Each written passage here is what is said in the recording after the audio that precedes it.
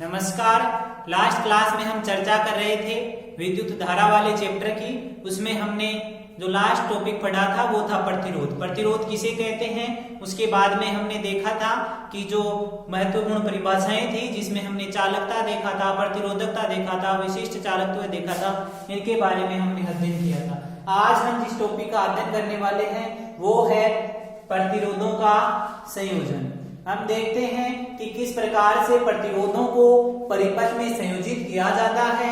या तो हम उनको श्रेणी क्रम में संयोजित करेंगे या फिर हम उनको किसमें संयोजित करेंगे, समांतर क्रम में संयोजित करेंगे। अब कोई सोच रहा होगा कि हम इनको मिश्रित भी तो कर सकते हैं। हाँ, कर सकते हैं, हम इनको मिश्रित कर सकते हैं। हमने ये थोड़ा श्रेणी क्रम में कर दिया, बाद में हमने इसी परिपथ में ही हमने क्या कर दिया, समांतर क्रम में संयोजित कर दिया, फिर वापस श्रेणी क्रम में। ये क्या हो गया, मिश्रित क्रम संयोजन हो गया।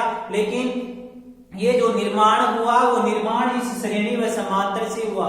तो हम मुख्य रूप से जो प्रतिरोधों का संयोजन है वो दो प्रकार का पढ़ेंगे, जिसमें पहला है श्रेणी क्रम संयोजन और दूसरा समांतर क्रम संयोजन। हम जो प्रतिरोध होता है उस प्रतिरोध को जब हम डायग्राम में व्यक्त करते हैं तो डायग्राम में व्यक्त हम उसे इस साइन के द्वारा किया जाता है। डायग्राम में हम प्रतिरोध लिखेंगे तो प्रतिरोध का साइन ऐसा सिंबल होगा, इसका मतलब होगा कि ये क्या है, प्रतिरोध है। इसमें यहाँ ये प्रतिरोध है, ये इस दूसरे प्रतिरोध से श्रेणी में जुड़ा हुआ है। यहाँ ये प्रतिरोध है, ये प्रतिरोध है, आपस में श्रेणी समांतर क्रम संयोजन में जुड़े हुए हैं। तो ये साइन किसका है, प्रतिरोध का है। जब हम कोई भी चित्र बनाएंगे उस चित्र में हम ऐसा व्यक्त करेंगे प्रतिरोध को। और आप जब प्रैक्टिकल का अध्ययन करोगे, प्रैक्टिकल में जाओ, प्रैक्टिकल क्लास में जाओगे तो आपको वहां दिखेगा एक प्रतिरोध बॉक्स होगा।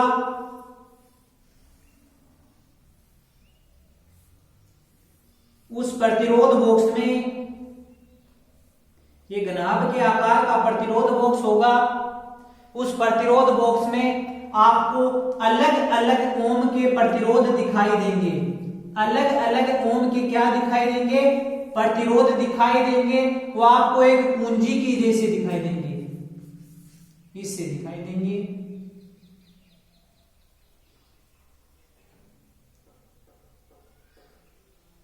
इस प्रकार के होंगे वो, जो यहां पर आपको लगे हुए दिखाई देंगे। आपको जितने ओम का प्रतिरोध लेना है उतना ओम वहां से निकाल लेना। उस प्रतिरोध के पास लिखा होता है, ये जो पूंजी सी लगी हुई होती है उसके पास यहाँ लिखा होता है ये कितने ओम का प्रतिरोध है। तो यह आपका प्रतिरोध बॉक्स है। जो आप प्रैक्टिकल क्लास में जाओगे तो वहां आपको ऐसा दिखाई देगा। ये छोटे भी होते हैं और इससे बड़ा भी होता है। उसमें अलग अलग ओम के कुछ प्रतिरोध के प्रतिरोध भी आपको दिखाई देंगे। तो ये हुई प्रतिरोध की सिंबल की बात। प्रतिरोध का सिंबल इस प्रकार का होता है। जब हम कोई भी डायग्राम बनाएंगे, आपका कोई भी यदि न्यूमेरिकल क्वेश्चन आएगा तो उसमें प्रतिरोध का साइन इस प्रकार का आएगा। प्रतिरोध लिखा हुआ नहीं आएगा वहां पे कि ये प्रतिरोध है। आपको इस सिंबल से समझना होगा कि ये प्रतिरोध है। तो इसमें लिखो प्रतिरोधों का संयोजन।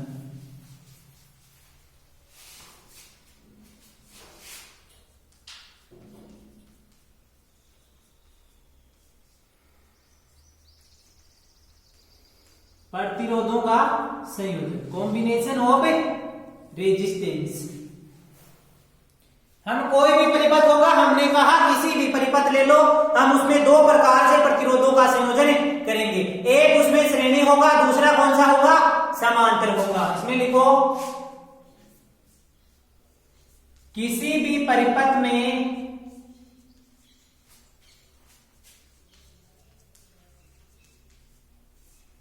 प्रतिरोधों का संयोजन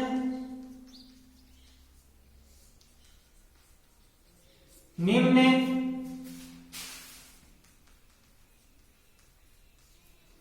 दो प्रकार से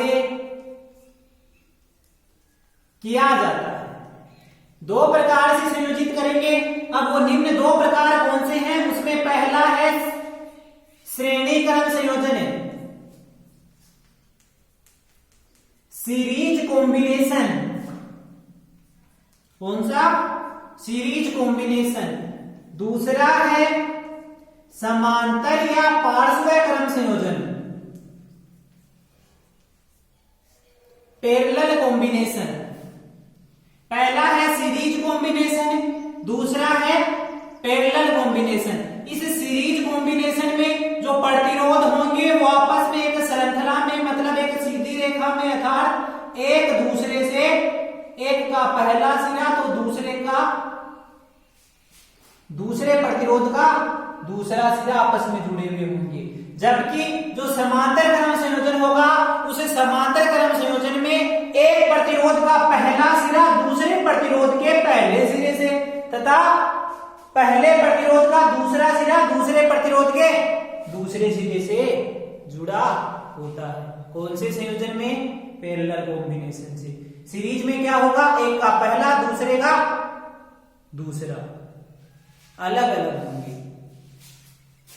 अब इसमें हम चर्चा करेंगे श्रेणी और समांतर की अलग अलग। हम देखेंगे कि श्रेणी क्रम संयोजन में जो तुल्य प्रतिरोध है, कुल प्रतिरोध है, उसका मान कितना होगा, तथा समांतर क्रम संयोजन में जो तुल्य प्रतिरोध है, कुल प्रतिरोध है, उसका मान कितना होगा। तो इसमें पहला लिखो श्रेणी क्रम संयोजन, सीरीज कॉम्बिनेशन। सीरीज कॉम्बिनेशन में क्या होगा? सीरीज कॉम्बिनेशन में ये कोई फर्स्ट प्रतिरोध है, प्रथम प्रतिरोध है। प्रथम प्रतिरोध का पहला सिरा बैटरी के धनाग्रह से तथा प्रथम प्रतिरोध का दूसरा सिरा द्वितीय प्रतिरोध के प्रथम सिरे से जुड़ा होता है तथा द्वितीय प्रतिरोध का दूसरा सिरा तृतीय प्रतिरोध के प्रथम सिरे से जुड़ा होता है। इस प्रकार ये आपस में जुड़े हुए होते हैं और जो अंतिम प्रतिरोध है, उस अंतिम प्रतिरोध का जो दूसरा सिरा है वो बैटरी के ऋणाग्रह से जुड़ा हुआ होता है। इस प्रकार का संयोजन क्या कहलाता है? श्रेणी क्रम संयोजन। अरे श्रेणी क्रम संयोजन में क्या होगा? श्रेणी क्रम जो संयोजन होता है उसमें जो पहला प्रतिरोध है, पहला प्रतिरोध है उसका प्रथम सिरा बैटरी के धनाग्रह से या बैटरी के ऋणाग्रह से। इसे आप उल्टा भी कर सकते हो कि बैटरी का ऋणाग्रह इधर ले सकते हो तो धनाग्रह इधर लेना पड़ेगा। आपस में इसे इंटरचेंज भी कर सकते हो, धारा का प्रवाह इधर से हो जाएगा यदि धनाग्रह को आप जो अंतिम प्रतिरोध है उसके द्वितीय सिरे से जोड़ोगे। हम सामान्यतः मान लेते हैं कि जो बैटरी का धनाग्रह है वो किससे जुड़ा हुआ होता है? प्रथम प्रतिरोध के पहले सिरे से ही जुड़ा हुआ होता है। पहले प्रतिरोध का प्रथम सिरा बैटरी के धनाग्रह से तथा द्वितीय सिरा द्वितीय प्रतिरोध के प्रथम सिरे से तथा द्वितीय प्रतिरोध का द्वितीय सिरा तृतीय प्रतिरोध के प्रथम सिरे थे। इस प्रकार से ये आपस में जुड़े हुए होते हैं। इस प्रकार का संयोजन क्या कहलाता है? श्रेणी क्रम संयोजन कहलाता है। इस संयोजन की एक खास बात है, इसमें क्या है, इसमें यदि धारा यहां से आई निकल रही है ना तो यहां पे भी धारा आई ही आएगी। अर्थात इन जो सभी प्रतिरोधों में जो धारा है वो धारा कितनी रहेगी? आई ही रहेगी। R1 में यदि धारा को मान पूछ ले तो जितनी धारा इस बैटरी से निकलेगी उतनी धारा ही R1 में होगी। R2 में पूछे तो R2 में भी जितनी धारा इस बैटरी से निकलेगी उतनी ही इस R2 में होगी। इसी प्रकार R3 Rn तक ले लो, श्रेणी क्रम संयोजन में धारा का मान समान होता है। यहां से जितनी धारा निकलती है ना उतनी ही इस बैटरी में वापस आती है। ये बैटरी की आदत है, ये जितनी फेंकती है उतनी ही वापस इसमें आती है। तो याद रखना, श्रेणी क्रम संयोजन में धारा का मान प्रत्येक प्रतिरोध के लिए समान होता है। इस बैटरी का मैं विभव भी मान लेता हूं रे। क्या मान लिया? V मान लिया।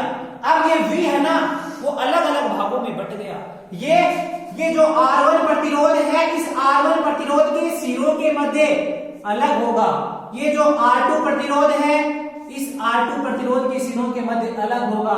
ये जो R3 है, इस R3 के सिरों के मध्य अलग अलग होगा। लेकिन ये जितने भी प्रतिरोध होंगे उनका विभव अलग अलग होगा, परंतु इन विभवों का योग, ये जो बैटरी जितने वोल्ट की है ना, इसका जितना विभवांतर है ना, उसके योग के बराबर होगा। अर्थात ये V बराबर होगा V1 plus V2 plus V3। यदि N प्रतिरोध है तो Vn के बराबर होगा। इसमें जो धारा है वो क्या होगी, समान होगी। चेंज क्या होगा रे, विभव होगा, विभवांतर होगा। धारा का मान समान होगा, क्योंकि आप एम्पियर जोड़ोगे ना, धारा का मापन एमीटर की सहायता से जोड़ किया जाता है। एमीटर को जोड़ोगे ना तो आप उसके श्रेणी क्रम संयोजन में जोड़ोगे, यहां जोड़ दोगे, यहां जोड़ दोगे, यहां जोड़ दोगे, यहां जोड़ दोगे। जबकि आपको कोई पूछ ले कि इस जो ये विभव मापी है, ये जो विभवांतर का मापन करती है, इसको समांतर क्रम संयोजन में ही क्यों जोड़ा जाता है, तो इसका आंसर होगा कि जो विभव मापी है वो विभवांतर का मापन करती है, और विभवांतर एक सिरे के मध्य नहीं ज्ञात किया जा सकता। विभवांतर ज्ञात करने के लिए दो सिरों की आवश्यकता होती है। तो मैं यदि यहां विभवांतर लगा दूं, अरे तो ये विभवांतर किसके मध्य ज्ञात होगा, ये तो एक सिरा ही है इस चालककार का। विभवांतर ज्ञात करने के लिए मुझे इस चालक तार के किन्हीं दो सिरों की आवश्यकता होगी, और इन दो सिरों को आपस में जोड़ूंगा तो ये जो होगा वो इसके क्या हो जाएगा, समांतर क्रम में हो जाएगा। अर्थात विभवांतर मापने का जो यंत्र है उसे समांतर क्रम में जोड़ते हैं, और जो धारा मापने का यंत्र है उसे श्रेणी क्रम संयोजन में जोड़ा जाता है। इस बात का ध्यान रखना। इसके बारे में हम जो नेक्स्ट चैप्टर होगा उसमें डिटेल से अध्ययन करेंगे। इसमें हम देख रहे हैं श्रेणी क्रम संयोजन में जो विभवांतर है, विभव है, वो सबके लिए अलग अलग है। धारा का मान क्या है, समान है। तो इसमें लिखो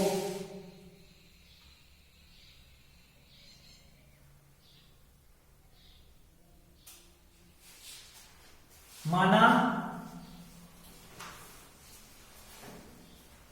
परिपथ में तीन प्रतिरोध है। माना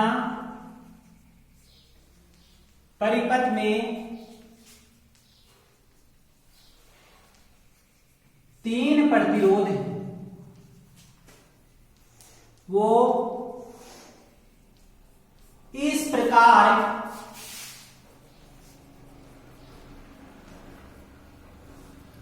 संयोजित है कि वो इस प्रकार संयोजित है कि बैटरी का धन सिरा हरदम प्रतिरोध R1 के पहले सिरे से तथा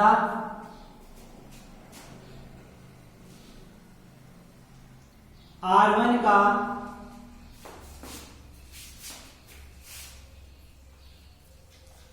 दूसरा सिरा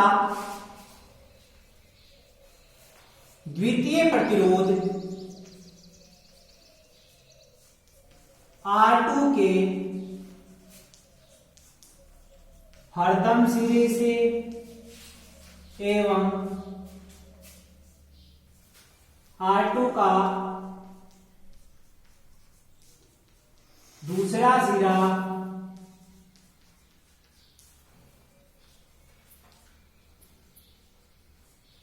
तृतीय प्रतिरोध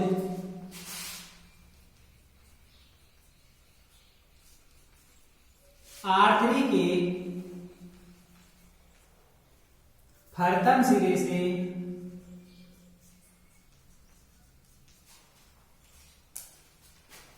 प्रथम सिरे से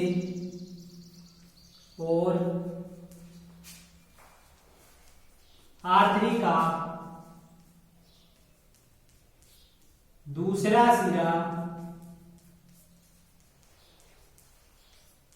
बैटरी के ऋणाग्रह से जुड़ा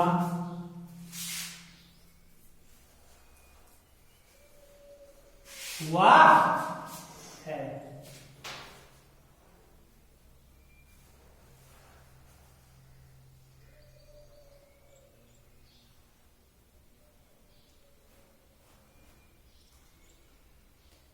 हमने क्या माना?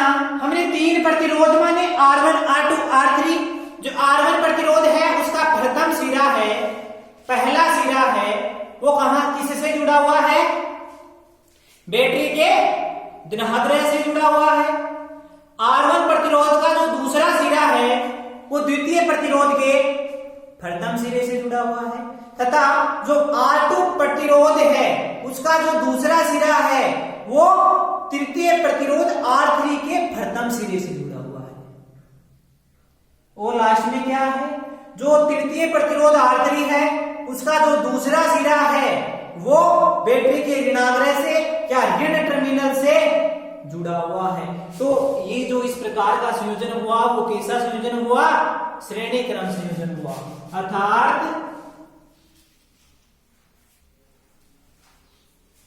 सभी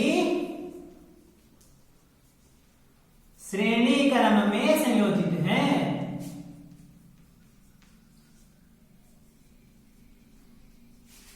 अर्थात सभी श्रेणी क्रम में संयोजित हैं। श्रेणी क्रम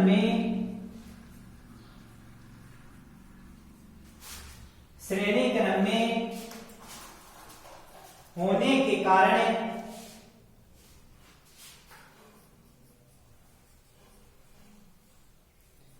संपूर्ण परिपथ में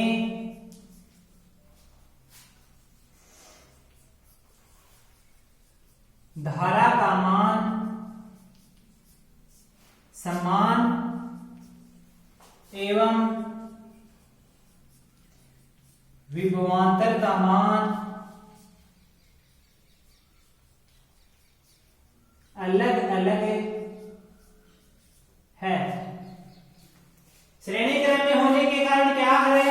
जो धारा है वो पूरे प्रतिरोध में एक समान रूप से बह रही है। अर्थात यदि बैटरी से I धारा निकलती है तो संपूर्ण परिपथ में ही धारा का मान होगा वो कितना होगा?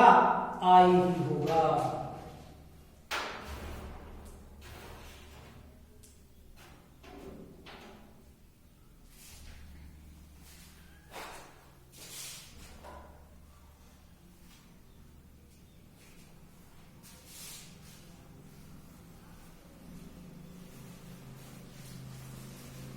थ्योरी से आपको समझ में आ गया होगा कि हम किस प्रकार से प्रतिरोधों को संयोजित करने वाले हैं। हमने क्या कहा था? हमने कहा था कि जो बैटरी है, बैटरी का धनाग्रह प्रथम प्रतिरोध के पहले सिरे से, ये मैं प्रथम प्रतिरोध R1 मान लेता हूं, प्रथम प्रतिरोध के पहले सिरे से ये बैटरी का धनाग्रह जुड़ा हुआ है, तथा जो द्वितीय प्रतिरोध, ये हमने तीन प्रतिरोध माने थे, R1, R2, R3। बाद में हमने कहा कि जो बैटरी का धनाग्रह है वो प्रथम प्रतिरोध के पहले सिरे से तथा जो प्रथम प्रतिरोध का दूसरा सिरा है वो द्वितीय प्रतिरोध के पहले सिरे से आपस में जुड़ा हुआ है। द्वितीय प्रतिरोध का दूसरा सिरा तृतीय प्रतिरोध के प्रथम सिरे से जुड़ा हुआ है तथा तृतीय प्रतिरोध का दूसरा सिरा बैटरी के ऋणाग्रह से जुड़ा हुआ है। इसका जो विभव है, मैं टोटल वोल्ट है वो V मान लेता हूं, इसमें जो धारा है वो धारा I मान लेता हूं तथा इन सभी प्रतिरोधों के लिए मैं विभव अलग अलग मान लेता हूं।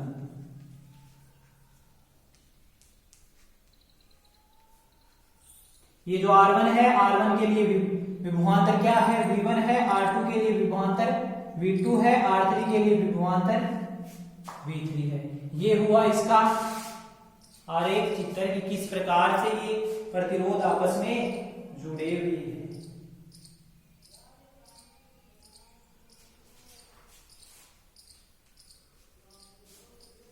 अतः प्रतिरोध R1 पर विभव ओम के नियम से क्या होता है रे, V समानुपाती I था तो V बराबर क्या होता था, RI होता था। तो प्रथम प्रतिरोध के लिए विभवांतर का मान कितना है, V1 है। तो मैं V की जगह क्या लिख दूंगा, V1 है। तो V1 बराबर R1 I, इसे समीकरण नंबर 1 नाम दे दिया रे। इसी प्रकार R2 के लिए V2 बराबर क्या होगा, R2 I, इसे समीकरण नंबर 2 नाम दे दिया रे। हम इसी प्रकार ज्ञात कर लेंगे किसके लिए, R3 के लिए। इसी प्रकार R3 के लिए, R3 के लिए क्या होगा, V3 बराबर क्या होगा, R3 I, जिसे समीकरण नंबर 3 नाम दे दिया है।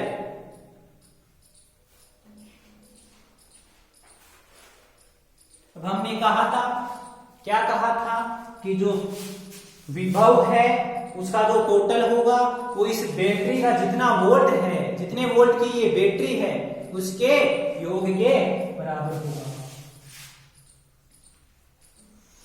अतः कुल विभव V बराबर V1 plus V2 plus V3, इसे समीकरण नंबर 4 नाम दे दो।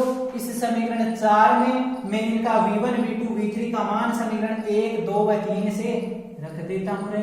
समीकरण 4 में 1 2 व 3 का प्रयोग करने का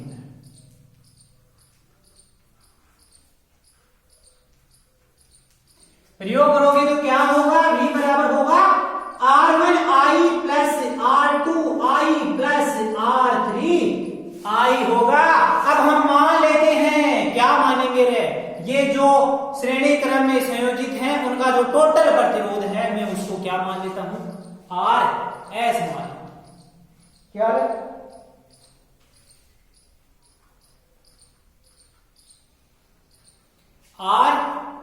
RS मान लेता हूं, यहां लेता हूं। अतः कुल विभव V बराबर है RS, S का मतलब है सीरीज। इस श्रेणी क्रम में संयोजन है तो मैं इसका जो तुल्य प्रतिरोध है या तो उसे R टोटल मान लेता हूं या RS मान लेता हूं। धारा का मान I है, ये मान मैं यहां रख दूंगा तो क्या होगा, RS I बराबर R1 plus R1 I plus R2 I plus R3 I होगा। यहां से क्या कर लूंगा, मैं I कॉमन ले लूंगा तो क्या होगा, RS I बराबर R1 plus R2 plus R3 और ये I कॉमन आ गया है, कॉमन से ये I से I कट जाएगा। तो RS सीरीज कॉम्बिनेशन के लिए तुल्य प्रतिरोध का मान कितना आ गया रे, R1 plus R2 plus R3 आ गया। ये क्या आ गया, कुल प्रतिरोध। यहां लिख लो, यदि संयोजन में n प्रतिरोध हो, क्या हो, n प्रतिरोध हो तो तुल्य प्रतिरोध RS बराबर होगा R1 प्लस R2 प्लस देश Rn के बराबर होगा। ऐसा आपने पहले भी पढ़ा था रे, इस R की जगह C था। जब हम विद्युत धारिता वाला चैप्टर पढ़ रहे थे तब हमने देखा था कि जो संधारित्रों का संयोजन देखा था, तो संधारित्रों का संयोजन किया था, वहां हमने कहा था कि संधारित्रों का समांतर क्रम संयोजन और प्रतिरोधों का श्रेणी क्रम संयोजन। आप देख सकते हो वहां से इसको मिला सकते हो, किस प्रकार से ये एक दूसरे से सिमिलर है। उसमें भी ये आपस में जुड़ रहे थे उसके समांतर क्रम संयोजन में, और इसके भी श्रेणी क्रम संयोजन में ये आपस में सीधे सीधे जुड़ रहे हैं। तो ये हुई श्रेणी क्रम संयोजन की बात।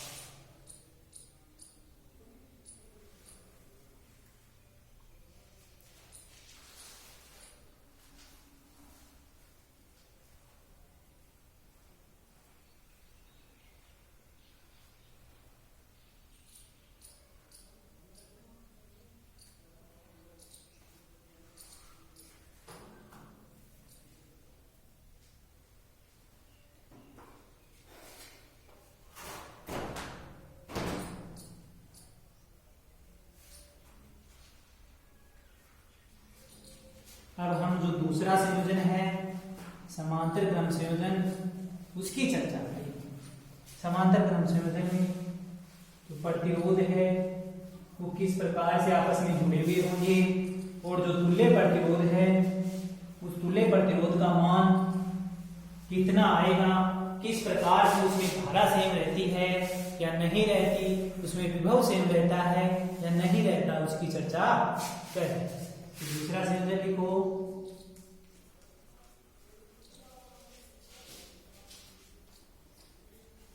समांतर क्रम संयोजन, पैरेलल कॉम्बिनेशन। पैरेलल कॉम्बिनेशन में क्या होगा, इसमें जो प्रतिरोध होंगे, मान लेता हूं कि 3 प्रतिरोधी हैं, तीनों प्रतिरोधों का फर्तम सिरा आपस में जुड़ा हुआ होगा तथा द्वितीय सिरा भी आपस में जुड़ा हुआ होगा। मतलब समांतर क्रम में जितने भी प्रतिरोध हों, यदि आपके पास 5 प्रतिरोध हैं तो पांचों प्रतिरोधों का प्रथम सिरा बैटरी के धनाग्रह या ऋणाग्रह से तथा द्वितीय सिरा बैटरी के धनाग्रह या ऋणाग्रह से, मतलब आपस में, यदि मैं मान लेता हूं ये 3 प्रतिरोध हैं, ये तीनों प्रतिरोधों का प्रथम सिरा है, ये प्रथम सिरा आपस में जुड़ा हुआ होता है तथा ये बैटरी के धनाग्रह से संयोजित होता है। इसका भी प्रथम सिरा बैटरी के धनाग्रह से संयोजित है, इसका भी प्रथम सिरा बैटरी के धनाग्रह से संयोजित है, इसका भी प्रथम सिरा बैटरी के धनाग्रह से संयोजित है। इसी प्रकार इसका जो द्वितीय सिरा है वो बैटरी के ऋणाग्रह से संयोजित होता है। ये जो R1 प्रतिरोध है इसका प्रथम सिरा बैटरी के धनाग्रह से है, द्वितीय सिरा बैटरी के ऋणाग्रह से है। R2 का भी द्वितीय सिरा बैटरी के ऋणाग्रह से है, R3 का भी द्वितीय सिरा बैटरी के ऋणाग्रह से है। इसमें क्या है, कितने भी प्रतिरोध ले लो, ये हमने 3 लिए, यदि मैं n ले लेता तो सभी का प्रथम सिरा बैटरी के धनाग्रह से तथा द्वितीय सिरा बैटरी के ऋणाग्रह से जुड़ा हुआ होता है। यहां से क्या करता हूं, यहां से मैं धारा आई भेज देता हूं। धारा का नियम है भाई, जितनी इधर से घुसेगी ना उतनी इधर से बाहर निकलेगी। धारा यदि यहां से आई अंदर जा रही है ना तो धारा बाहर भी आई ही निकलेगी, चाहे बीच में धारा अलग अलग बटे, एक समान चले, उससे उसको कोई मतलब नहीं है। जितनी अंदर जाएगी उतनी बाहर निकलनी है। यहां से आई गई, यहां आई, यहां इसके पास ये चौराहा आ गई, एक तो इधर रास्ता, एक इधर, एक इधर, एक इधर से तो आई थी, इधर वापस जा नहीं सकती। अब इसके पास ये 3 रास्ते हैं, तीनों रास्तों में से किसी एक रास्ते का चयन कर नहीं सकती क्योंकि तीनों में 3 प्रतिरोध जुड़े हुए हैं। तो क्या करेगी ये धारा, क्या करेगी, यहां आकर ये धारा यहां आकर अपने आप को अलग अलग भागों में बांट देगी कि इधर I1 चले जा, इधर मेरा कुछ पार्ट I2 चलेगा और इधर मेरा कुछ पार्ट I3 चलेगा। यहां ये I1 आ गई, यहाँ ये I2 आ गई और ये I3 आ गई। ये वापस जब इस यहां इस चौराहे पर मिली, इधर से I1 आई थी, इधर से I2 आई थी, इधर से I3 आई थी, ये तीनों आई ना, ये तीनों वापस मिल गई और आई निकली। अर्थात यहां इस संधि बिंदु पर जो धारा है वो अलग अलग भागों में बंट जाती है और उनका जो योग है वो कुल धारा के बराबर होता है। अर्थात I बराबर होगा I1 plus I2 plus I3। धारा का याद रखना, आने वाली धारा बराबर जाने वाली धारा होती है। या आप संधि नियम पढ़ोगे, वहां आपको किरचॉफ का जो प्रथम नियम है उसे संधि नियम के नाम से भी जाना जाता है। वहां आपको इस बात का पता चल जाएगा कि आने वाली धारा जाने वाली धारा के बराबर होती है।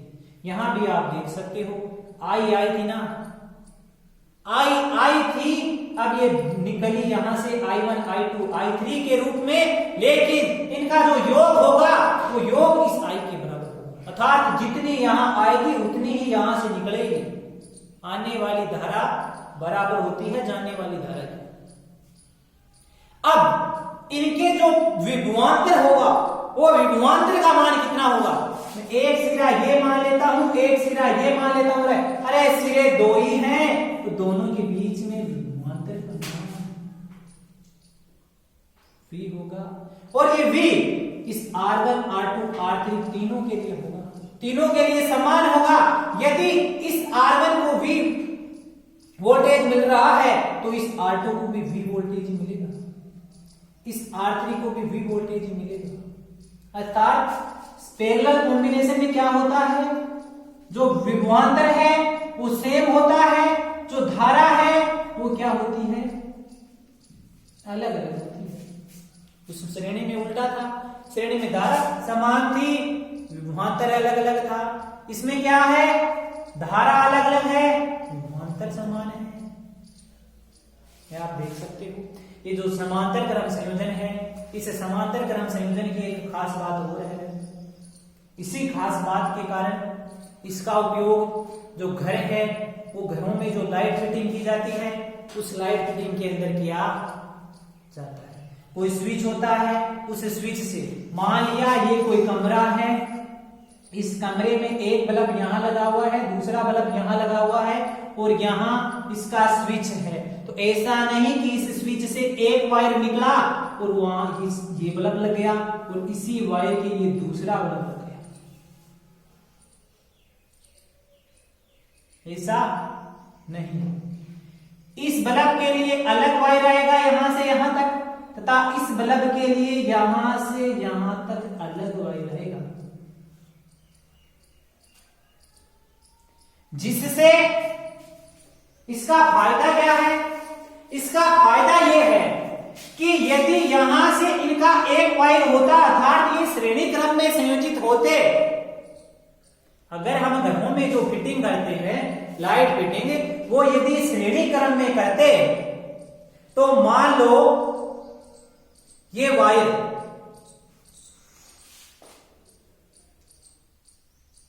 यहां से फॉल्ट हो गई, यहां से होगी, अब हमें पता क्या चलेगा कि इस बल्ब की वायर खराब हुई है या इस बल्ब की वायर खराब हुई है। जबकि यदि ये समांतर क्रम में होंगे तो जिस बल्ब की वायर खराब होगी वो बल्ब नहीं जलेगा, तो हम उसे आसानी से चेंज कर सकते हैं। अन्यथा यदि ये श्रेणी क्रम में हुआ तो श्रेणी क्रम में होगा तो इसमें धारा का मान तो समान होगा, लेकिन इस बल्ब को अलग अलग मात्रा में वोल्टेज मिलेगा।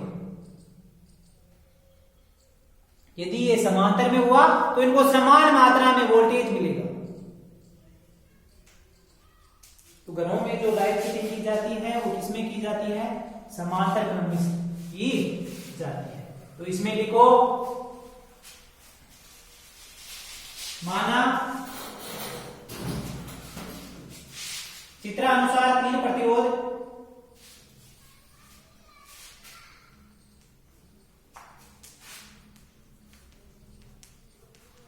माना चित्रानुसार 3 प्रतिरोध R1, R2 व R3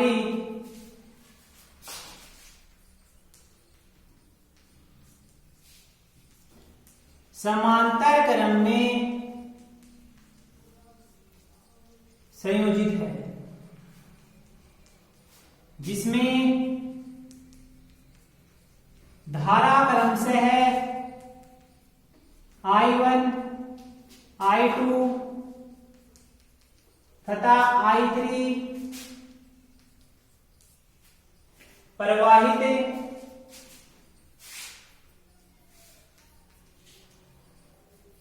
हो रही है। समांतर क्रम होने के कारण विभव का मान समान एवं धारा का मान अलग अलग होगा।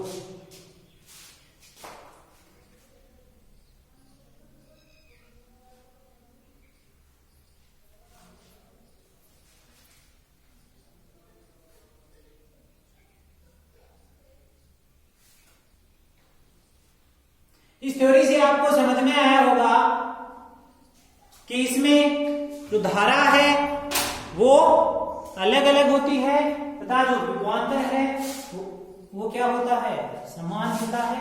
आपने डायग्राम में भी देखा होगा और दोबारा देख सकते हो। क्या माना हमने, ये 3 प्रतिरोध लिए, तीनों प्रतिरोधों का प्रथम सिरा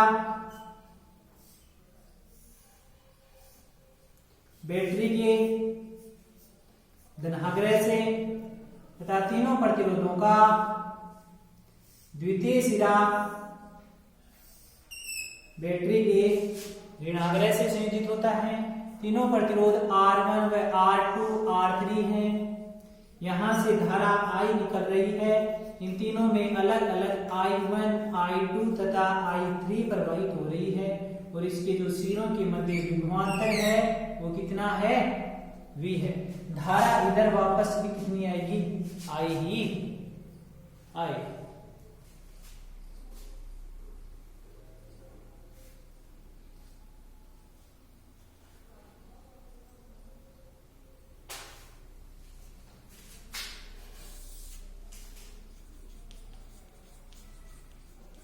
ओम के नियम से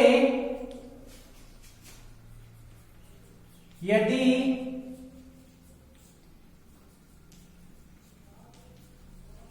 तुल्य प्रतिरोध Rp हो तो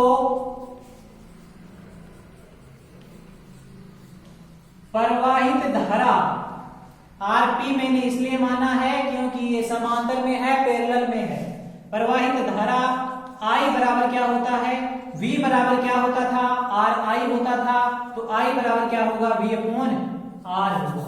क्या हमने ओम के नियम से देखा था कि V समानुपाती I था, तो V अपॉन R। धारा टोटल धारा I है, प्रतिरोध क्या है, Rp है। इसे समीकरण नंबर 1 नाम दे दिया। अब हम इन तीनों जो प्रतिरोध है, इन तीनों प्रतिरोधों में प्रवाहित धारा I1 I2 व I3 का मान ज्ञात करेंगे। इसी प्रकार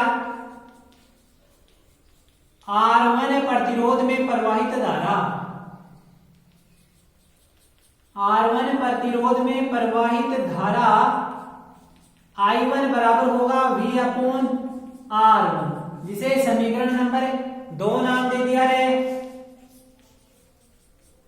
इसी प्रकार R2 में क्या होगा, I2 बराबर होगा V अपॉन R2, जिसे समीकरण नंबर 3 नाम दे दिया। इसी प्रकार हम R3 में ज्ञात करेंगे। इसी प्रकार R3 में जो I3 है वो किसके बराबर होगा, V/R3 के, जिसे समीकरण नंबर 4 नाम दे दिया है। अब हम इस परिपथ में जो कुल धारा है वो कुल धारा का मान हमें पता है कि जो I है वो I1 I2 I3 के बराबर होती है। परिपथ में प्रवाहित कुल धारा I बराबर I1 plus I2 plus I3, इसे समीकरण नंबर 5 नाम दे दिया है। इस समीकरण 5 में 1 2 3 4 का उपयोग कर दो, इनमें I1 I2 I3 का मान कर दो, तो समीकरण 1 2 3 4 व 5 से क्या होगा रे, V/RP बराबर होगा V/R1 plus V/R2 plus V/R3। यहां से ये भी कॉमन आ जाएगा, तो V/RP बराबर होगा, V कॉमन आ गया, 1/R1 plus 1/R2 plus 1/R। V से भी कैंसिल हो गया, 1/RP बराबर आ गया 1/R1 plus 1/R2 plus 1/R3। ये किसका मान आ गया, तुल्य प्रतिरोध का मान आ गया। ये तो कब, जब परिपथ में 3 प्रतिरोध। अब हम देखते हैं यदि प्रतिरोध n हो तो क्या होगा, 1/RP बराबर होगा किसके, 1/R1 plus 1/R2 plus 1/Rn के बराबर होगा। जितने प्रतिरोध होंगे उनका युगक्रम होगा और आपस में जुड़े। ऐसा संयोजन आपने पहले भी कहीं देखा था। इस R की जगह क्या देखा था, C देखा था, 1/CS बराबर 1/C1 plus 1/C2 plus 1/CN देखा था। वो किसके लिए था, संधारित्र के श्रेणी क्रम के लिए था। संधारित्र का श्रेणी क्रम संयोजन और प्रतिरोधों का समांतर क्रम संयोजन में जो कुल धारिता थी वहां, यहाँ कुल प्रतिरोध है उसका सूत्र एक जैसा ही आता है। इनको साथ पढ़ोगे, एक दूसरे से रिलेट करके पढ़ोगे तो याद करने में सहूलियत होगी और जल्दी से याद हो जाएगा। तो ये हुई प्रतिरोधों के संयोजन की।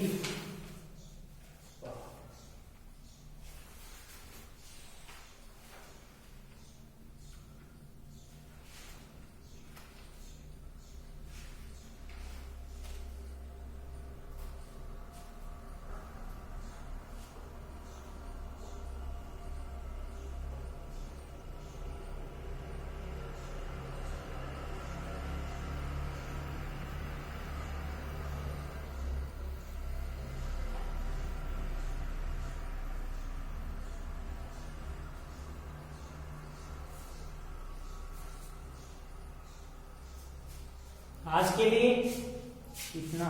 नेक्स्ट क्लास में हम चर्चा करेंगे कार्बन प्रतिरोध क्या होता है तथा ताप का प्रतिरोधकता पर क्या प्रभाव पड़ता है। चालकों के लिए, कुचालकों के लिए, अर्धचालकों के लिए किस प्रकार से ताप के साथ प्रतिरोधकता प्रभावित होती है, उनकी चालकता प्रभावित होती है, उनके बारे में हम नेक्स्ट क्लास में अध्ययन करेंगे। Thank you.